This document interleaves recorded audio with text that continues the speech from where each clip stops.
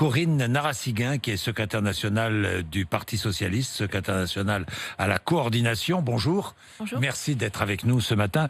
Vous avez écrit une tribune qui a fait beaucoup de bruit, qui est très remarquée. Et vous dites, dans cette tribune, alors vous êtes une jeune femme noire, de quelle origine êtes-vous? Je suis réunionnaise. Réunionnaise. Et vous dites, on ne fait pas reculer le racisme en tentant de culpabiliser individuellement et collectivement les Blancs. Explication, Corinne Narassiguin.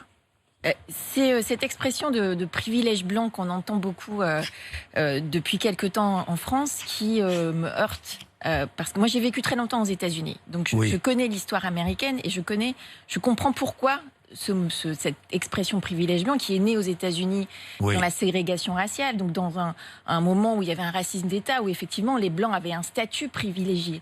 Cette histoire-là, je la comprends et je la respecte. Mais on ne peut pas importer cette expression-là en France sans regarder ce qui est l'histoire du mot privilège en France. On ne plaque pas l'histoire américaine sur l'histoire française. Voilà, le mot privilège en France, il est lourd de sens historique. On pense à la Révolution française, c'est l'abolition des privilèges contre un statut de classe, contre l'aristocratie, contre des questions d'inégalité de patrimoine, d'inégalité économique et sociale, et pas du tout d'inégalité raciale. Et donc, quand on mélange les deux, eh ben, on comprend plus rien et on donne l'impression que la lutte antiraciste, ça serait se battre contre le statut des Blancs. Et ça n'a aucun sens et en plus c'est dangereux. Ce n'est pas ça la lutte contre le racisme. Ce n'est pas se battre contre le statut des Blancs. C'est quoi la lutte antiraciste? La lutte antiraciste, c'est le respect de chaque être humain dans sa dignité, dans la complexité de son identité et en la respectant. Dans sa différence. C'est pas du tout la même chose. C'est pas de réduire justement les gens à leur couleur de peau en leur disant « Ah bah toi t'es noir, t'es nécessairement une victime, toi t'es blanc, tu devrais t'en excuser. » Bah non, ça n'est pas ça. Non, ça n'est pas ça. C'est pas parce qu'on est noir qu'on est nécessairement une victime, et ce n'est pas parce qu'on est blanc qu'on doit s'excuser à tout bout de champ parce qu'on est blanc. Alors ça veut pas dire qu'il faut ignorer ce qui est notre histoire et ce qui est la réalité du racisme en France. Au contraire, ça on est bien au contraire, il faut regarder ces choses-là en face, mais il faut le faire avec notre histoire à nous.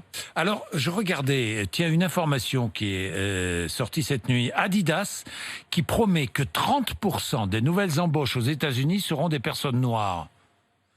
Ça, c'est très américain. Oui, c'est très américain. Est-ce que c'est transposable, ça aussi, chez nous? Non, je crois que c'est pas du tout notre culture non plus. Moi, je crois qu'aux États-Unis, il y a une culture de la discrimination positive, ce qu'on appelle la discrimination positive, affirmative action.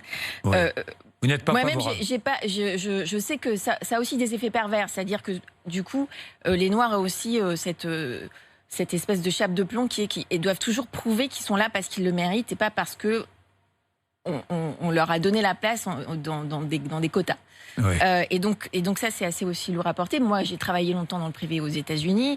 On me faisait cocher des cases. Et moi, je suis métisse. Je ne sais pas dans quelle case je rentre, en fait.